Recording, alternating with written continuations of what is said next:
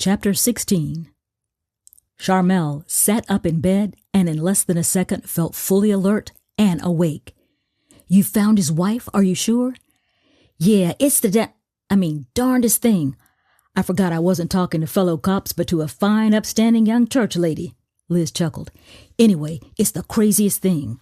Remember I told you I'd check with my mentor, retired Detective Lieutenant Carl Nix?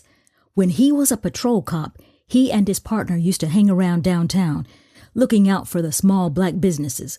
Well, sometime in the 60s, he can't remember the exact year, there was a crime spree. Several black-owned storefront businesses were set on fire. Arson. "It was the Pierce radio and TV repair business," Sharmelle said as her heart started beating faster in anticipation. "Hold on, I'm getting to that. One of them was a hair salon. Well, back then we would have called them beauty shops. Nick said he thought those Detroit sisters were going to riot when they saw how badly damaged it was." Liz took a few moments to laugh at herself again as she told that part of the story.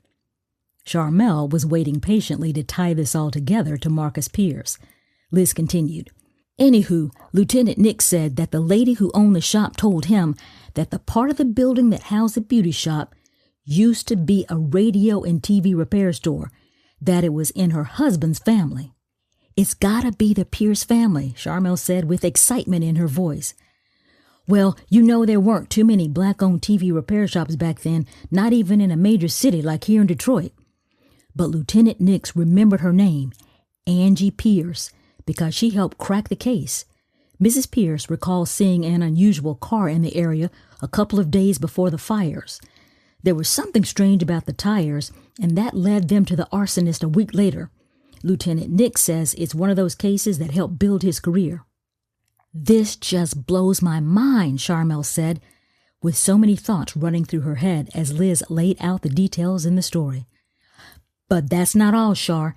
He remembers Miss Angie because apparently he was a little sweet on her. He kept talking about how she was one of the most beautiful ladies in all of Detroit.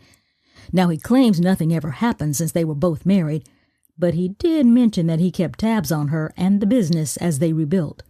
He said he and his partner would make sure to drive by frequently as they checked on the other businesses in the area for several months after the fires. Now, he claims they were worried about copycat firebugs. I think it may have been an excuse for him to keep his eyeballs on Angie. So what do you think?" "Well, like we said, there couldn't be too many black-owned TV repair businesses back then, and there certainly could not have been two run by somebody named Pierce. Wait, did he ever mention her husband's name?" "Shar, I don't think he wanted to hear anything about her husband." They both laughed at that.